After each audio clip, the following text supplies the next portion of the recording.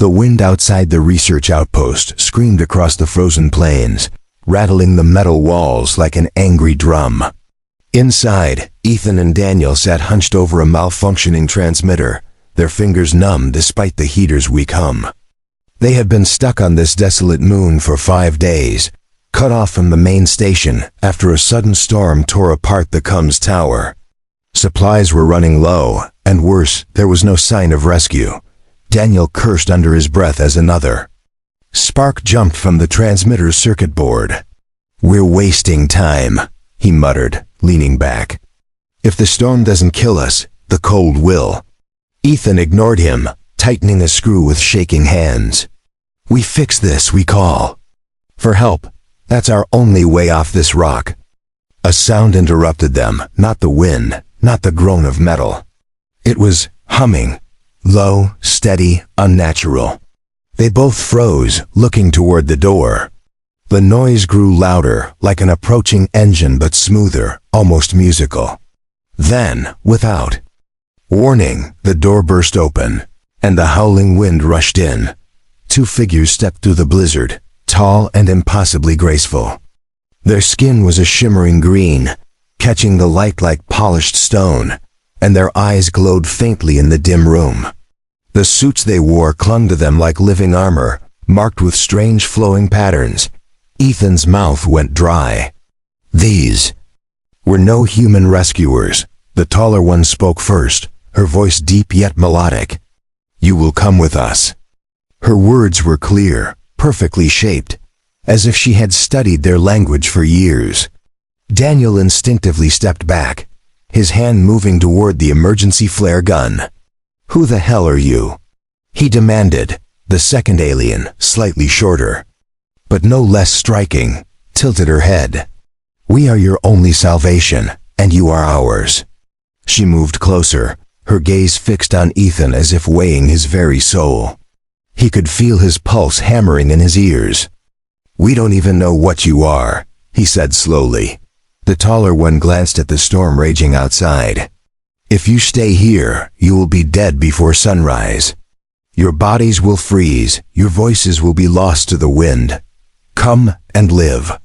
Daniel gave a sharp laugh, though it carried no humor. "And what? Be your prisoners?" The shorter alien's expression didn't change, but something in her eyes flickered, sadness perhaps. "No, you will be the future." Before either man could react, the aliens moved. They didn't run, they flowed, crossing the space in an instant. Strong, cold hands gripped their arms, and Ethan felt a rush of air as the world tilted. The next moment, they were outside, the cold biting into their skin. Above, through the whipping snow, an enormous shape loomed, sleek, silver, and glowing faintly against the storm. The aliens guided them toward a ramp extending from the ship's underside. Each step felt dreamlike, the storm's roar fading. As they approached, Ethan tried to struggle, but the grip on his arm was like iron. Daniel shouted something, but the wind swallowed his words. Inside the ship, the warmth was immediate, almost overwhelming. The walls glowed softly, and the air was thick with a strange, sweet scent. The door sealed behind them, cutting off the storm completely. Ethan staggered forward, his boots clanging against the smooth floor. Dozens of alien figures moved through the corridor, all with the same green skin and strange, elegant armor. But there was something odd: no males, only women, each with the same ageless beauty, the same intense gaze. They watched Ethan and Daniel with an unsettling mixture of curiosity and hunger. The taller alien led them into a circular chamber, filled with soft light and humming machinery. In the center stood a large, translucent sphere filled with swirling blue liquid. "Your world is strong," she said. "Your kind survives where others fall. We have seen your history. You fight, you adapt, you endure." Daniel shook his head, still trying to make sense of it. "What do you want from us?" The shorter alien stepped forward, her voice soft but firm. "Our people are dying. A sickness has taken the males. We cannot create life alone. You are compatible. Her eyes met Ethan's again, and he felt a shiver run down his spine. Ethan's mouth went dry. You mean, you brought us here too? He couldn't finish the sentence. The taller alien didn't flinch. To save us. And in doing so, you will live when your own kind would let you die. Daniel stepped closer to Ethan, lowering his voice. We have to find a way out of here. But even as he spoke, the doors slid shut behind them with a hiss. Ethan looked around the chamber, at the glowing machinery, at the silent figures watching from the shadows. He didn't know whether to feel fear, anger, or something else entirely. All he knew was that whatever they had just been pulled into, it wasn't going to end simply. Asterisk, the ship hummed softly as it moved through space, the stars outside stretching into thin lines. Ethan sat on a curved bench, his hands clenched together, while Daniel paced like a caged animal. The aliens had given them warm, tight-fitting suits made of a smooth material that adjusted to their bodies as if alive. The suits were comfortable, but they felt like another layer of control. One of the green-skinned women entered the chamber. She was different from the others. Her armor had silver lines running along her shoulders, and her eyes were brighter, almost golden. She approached Ethan first, stopping just close enough for him to feel her presence. I am Commander Soraya, she said. You will not be harmed. But you will not be free to leave. Daniel stepped between them. We didn't agree to this. His voice was low but firm. Soraya's gaze shifted to him, calm but unyielding. Agreement is not needed. The survival of my people outweighs your choices. Before Daniel could respond, another alien entered. This one was younger looking, with softer features and curious eyes. She carried a tray with 2 cups filled with a glowing blue liquid. She offered one to Ethan. Drink. It will make you strong. Ethan hesitated. What is it? The young alien tilted her head. It will prepare your body. Without it, you cannot help us. Her voice was gentle, but there was no mistaking the urgency in her tone. Daniel pushed the cup away. No thanks. But Ethan found himself staring at the shimmering drink, its surface rippling like liquid light. Something in him wanted to know what it would feel like, what it would do. He glanced at Soraya, who was watching him closely. If we drink this, what happens? Soraya didn't blink. You will become the key to our rebirth. Ethan set the cup down, trying to steady his breath. And if we refuse? Her answer was simple. You will still be the key. But it will be harder for you. The ship shuddered slightly, and the lights dimmed for a moment. A deep vibration passed through the floor. Soraya looked toward the door. We have arrived. Without another word, the 2 alien women led them through winding corridors until they reached a large observation deck. Beyond the transparent wall stretched a breathtaking view, a green and gold planet, its surface broken by glittering oceans and swirling clouds. It was beautiful, but there was something wrong. Vast scars of gray and black marred the continents, like the world itself was wounded. That is Zalira, Soraya said quietly. Our home, once full of life, now dying. Ethan stepped closer to the glass. What happened? The younger alien spoke this time, her voice heavy with sadness. The sickness came first. It took the males. Then the storms came, and the soil turned against us. Our cities crumble, our oceans choke. Without new life, we will vanish. Daniel crossed his arms. And you think taking us will fix it? Soraya's golden eyes met his. It is not just belief, it is knowledge. Our scientists have studied your kind. You can survive environments that would kill others. Your blood resists the sickness. With you, we can restore the balance. Ethan turned away from the glass. You're asking us to give up our lives for strangers. No, Soraya corrected softly. We are telling you that your lives now belong to us. In return, you will never know hunger, never know fear, never die alone in the cold. 2 more aliens entered the room, each holding a thin silver band. Soraya gestured toward Ethan and Daniel. These will mark you as protected. No one will harm you. Daniel didn't move. And if we don't wear them? The younger alien stepped closer, her voice barely above a whisper. Then the council will see you as outsiders. And outsiders do not survive on Zalira.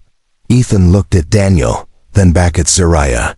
Something told him there was no choice here, only the speed at which they would lose control of their own lives.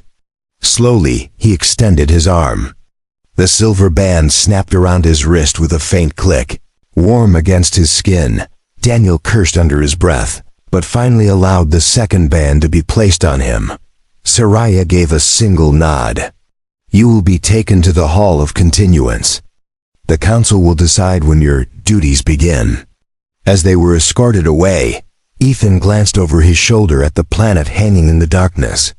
He didn't know what frightened him more, the thought of being trapped there forever, or the strange, undeniable pull he already felt toward the green-skinned women who had stolen them from their world.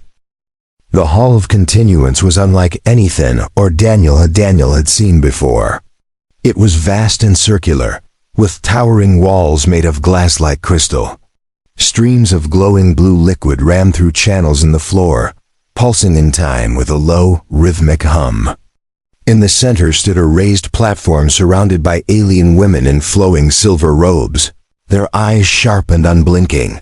Soraya led them forward, her voice echoing in the chamber. Honored Council, I present the humans. The word humans carried a strange weight, as if it was both a promise and a challenge. One of the robed figures stepped forward. She was older, her green skin lined with faint marks of age, but her gaze was fierce. I am High Chancellor Vera. You are here because your kind holds what ours has lost. She looked from Ethan to Daniel, studying them like rare specimens. You will save Zalira. Daniel's jaw tightened. We didn't agree to this, you took us. The Chancellor's lips curved into something that wasn't quite a smile. We saved you from death on that frozen moon. Now you will return that gift. Ethan forced himself to speak calmly. What exactly do you expect us to do? Vera turned slightly, gesturing toward a shimmering pillar behind her. Images appeared in the air, alien cities collapsing, fields of dead crops, storm clouds swirling over oceans. Then the images shifted to show human cells under a microscope, dividing rapidly, healthy, and strong. Your biology is a key. Without it, our people cannot bear children. With it, our world can live again. Daniel glanced at Ethan, his expression grim. So we're just breeding stock to you. The images faded. Vera's voice was steady. To us, you are the seed of the future. We will not waste you, but neither will we free you. 2 attendants approached, each carrying a thin glowing strip. They placed them around Ethan and Daniel's necks. The strips tightened briefly, then went slack, leaving only a faint tingling sensation.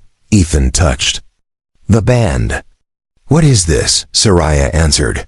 It is a life binder. As long as you wear it, you cannot leave the planet without the Council's blessing. If you try, it will call us. Daniel muttered, so basically a leash.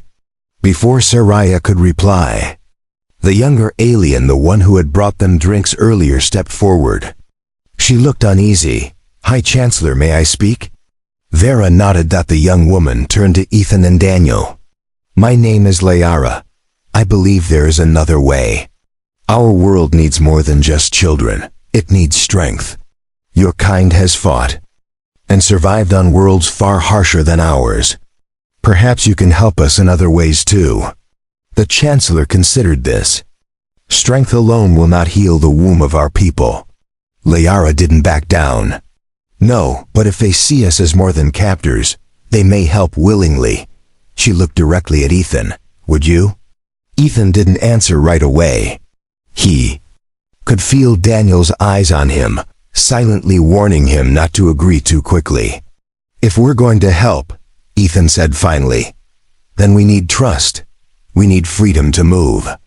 And we need to know everything about what's killing your world. Vera's gaze sharpened. You would bargain with us? I'd call it negotiating, Ethan replied.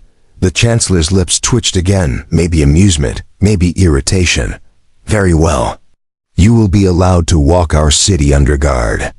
You will see what we fight to preserve. But you will return. Here at night, always.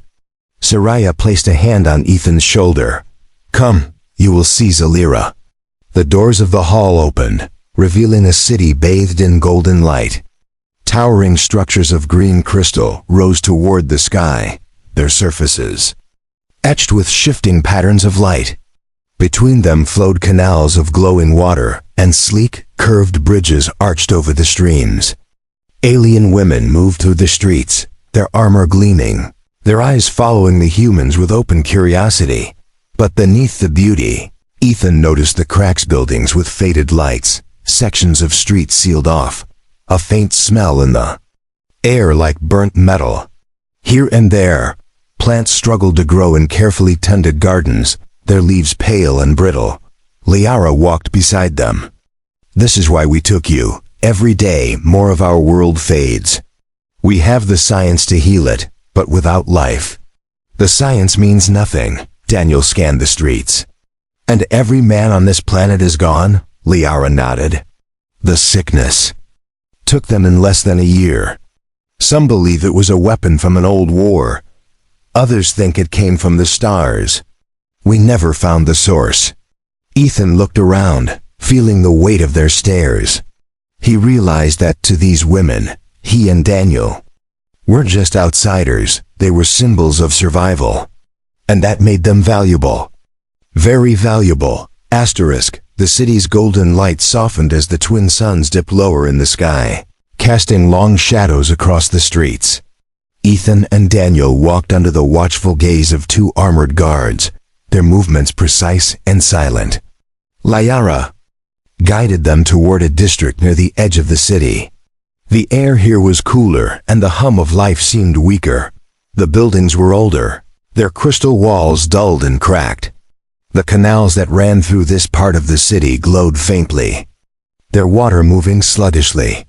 Few aliens were here, and those who were moved quickly, avoiding the humans' eyes.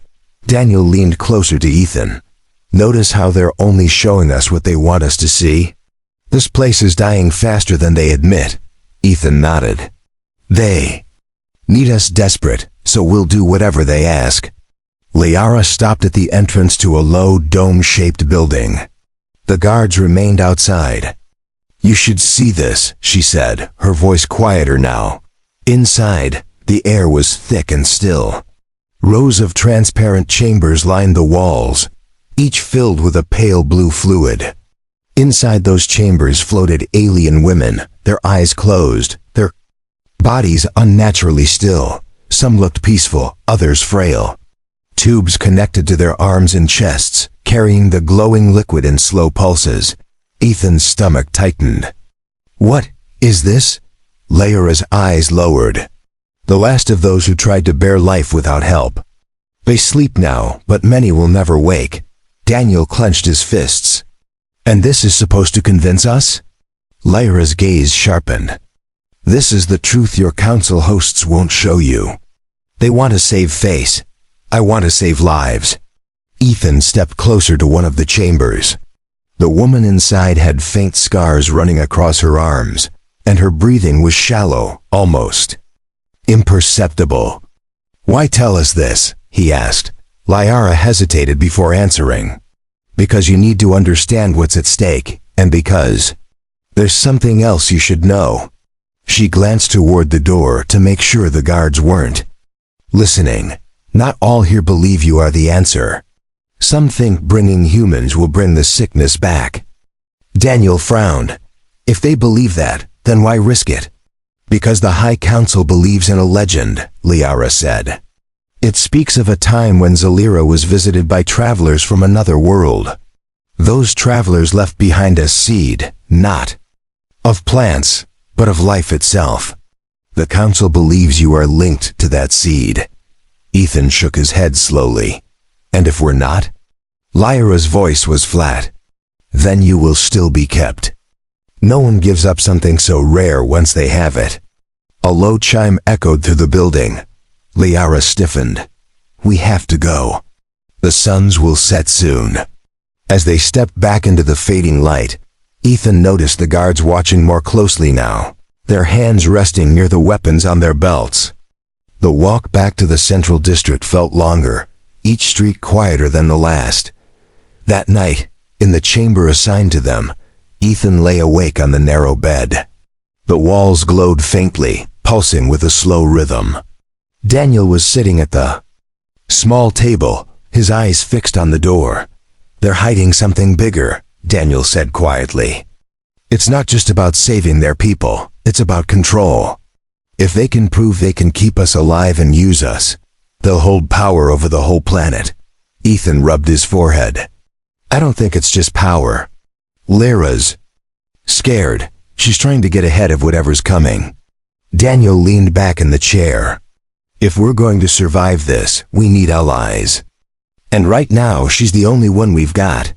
The door slid open suddenly, and Soraya entered, her expression unreadable.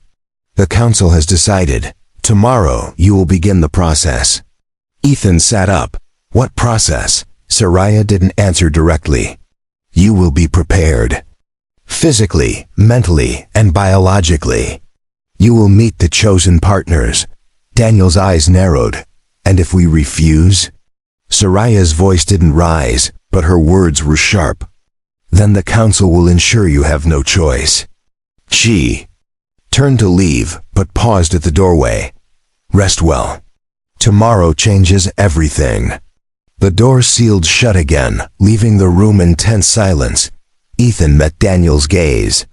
Both men knew that whatever tomorrow brought, it would push them deeper into the alien world's plans and further from any hope of going home. Morning on Zalira came with a pale golden glow that filtered through the crystal walls. The twin suns had risen, but their warmth was thin, like light struggling through fog. Ethan and Daniel were taken from their chamber by Soraya and two guards. Led through long, winding corridors toward a section of the city they hadn't seen before. The air here was different, heavier, warmer, with a faint floral scent that clung to the skin. They entered a large chamber where the walls pulsed with soft light, and streams of glowing water flowed in narrow channels across the floor. Strange, elegant machines lined the walls, humming in low tones. Lyra was waiting inside, her expression unreadable. This is the preparation hall, she said. Here, your bodies will be strengthened for what the council has planned. Daniel crossed his arms. And if we decide not to play along? Soraya's eyes locked on him. Then you will weaken. And on this world, the weak do not last. Two attendants approached, carrying narrow, curved devices. They placed them on Ethan and Daniel's forearms. The devices tightened slightly, sending a faint pulse through their skin. It wasn't painful, but the sensation was strange, like their muscles had been brushed with fire and ice at the same time. Ethan frowned. What is this doing? Lyra answered quietly. It's adjusting your blood, increasing your strength, and protecting you from the sickness in our air.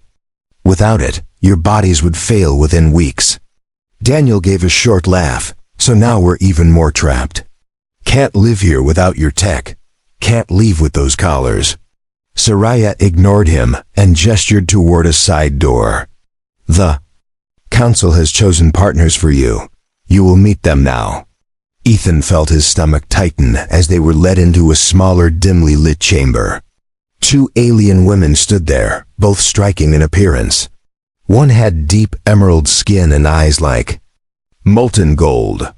The other's skin was lighter, almost jade, with silver markings that traced her arms. Both wore ceremonial armor that revealed the intricate patterns etched into their skin, marks that seemed to shift faintly as they moved. The emerald-skinned woman stepped forward, her gaze fixed on Ethan. I am Vela. I am tasked with ensuring our people endure. The jade-skinned woman addressed Daniel. I am Sira. I do not wish for this, but it is my duty. Daniel looked from her to the guards, then to Ethan. They're not even pretending this is voluntary. Ethan tried to keep his voice calm. If you expect us to help, you need to be honest. What's really killing your planet? For a moment, neither alien spoke. Then Vela glanced at Soraya as if seeking permission. When Soraya gave a small nod, Vela said, "The sickness is not natural. It was made. Long ago, our people fought another race. When they could not defeat us in battle, they released the seed plague. It kills the male line, but spares the females. It was meant to end us slowly." Liara stepped closer. "We've tried for centuries to find a cure.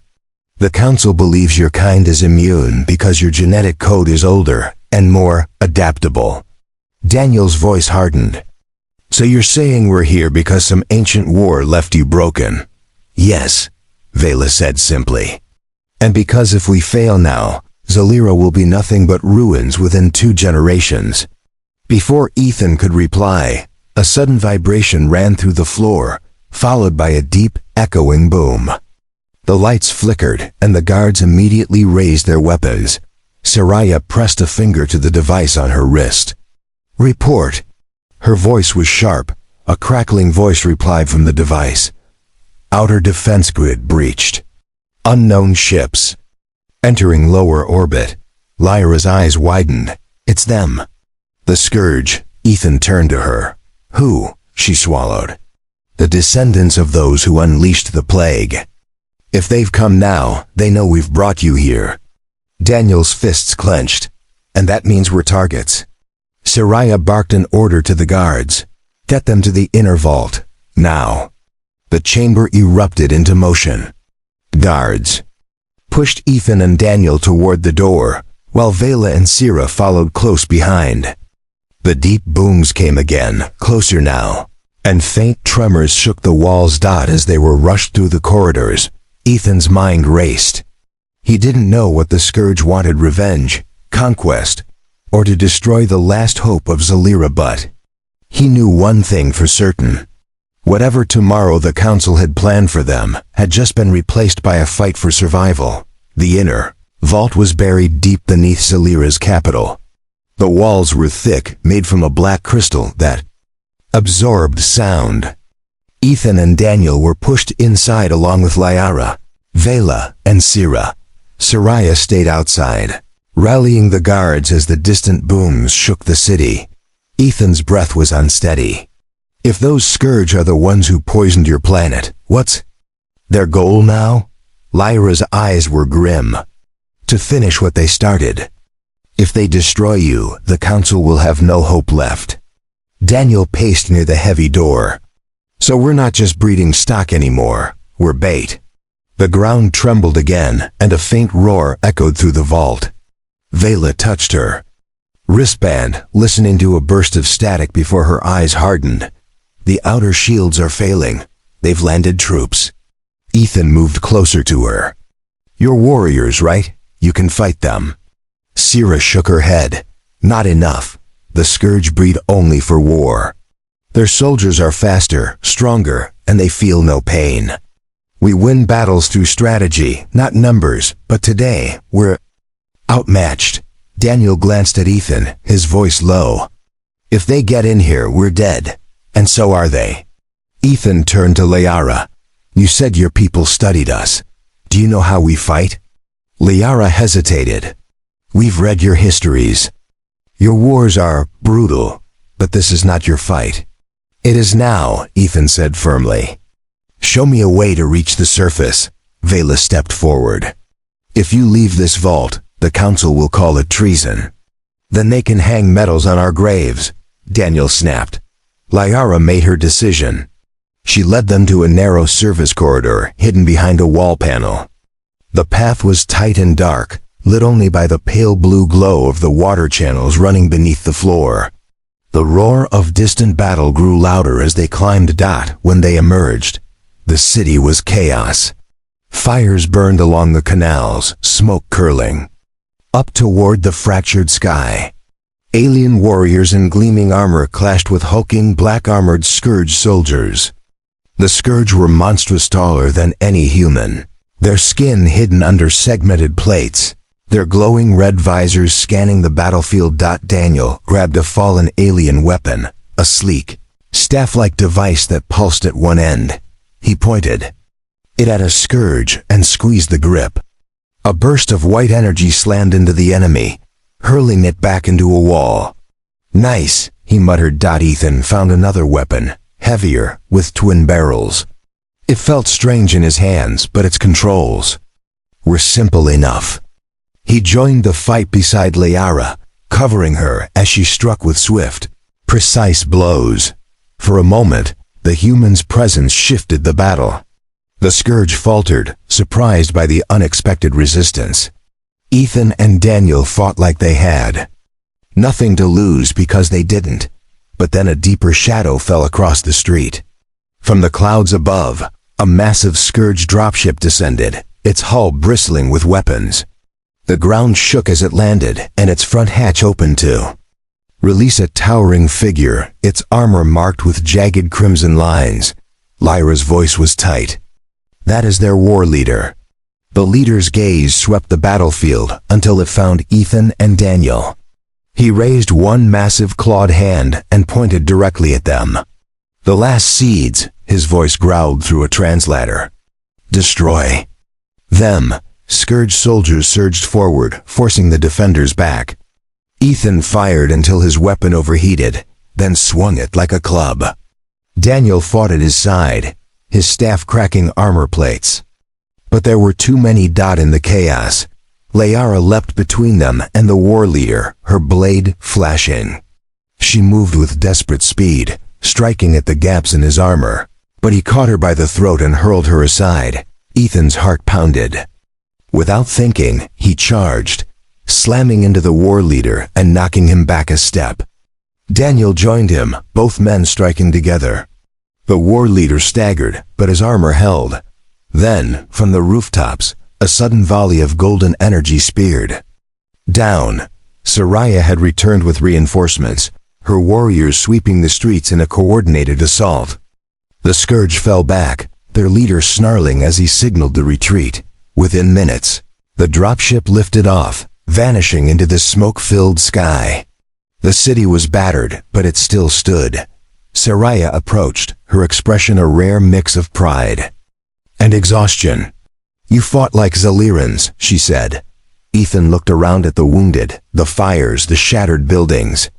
"No, we fought like humans. And if you want us to stay, you'd better start treating us like more than tools." Vela stepped forward, her gaze meeting his. "You've earned more than that. You've earned a place among us." Daniel raised an eyebrow. "Does that mean freedom?" Soraya's lips curved faintly. "It means choice. And that is more than anyone on Zalira has had for a long time." Liara, bruised but standing, moved to Ethan's side. "Our world still needs you. But now you will decide how you help us." Ethan glanced at Daniel. They both knew Earth was far away, and even if they could return, nothing there would be the same. Here, they were rare, valuable, and now respected. Daniel sighed. "Guess. We're staying, but on our terms." The alien women nodded, and for the first time since their abduction, Ethan felt the chains around his fate loosen. The fight for Zalira's survival had just begun, but now it would be a fight they chose. Together. Asterisk.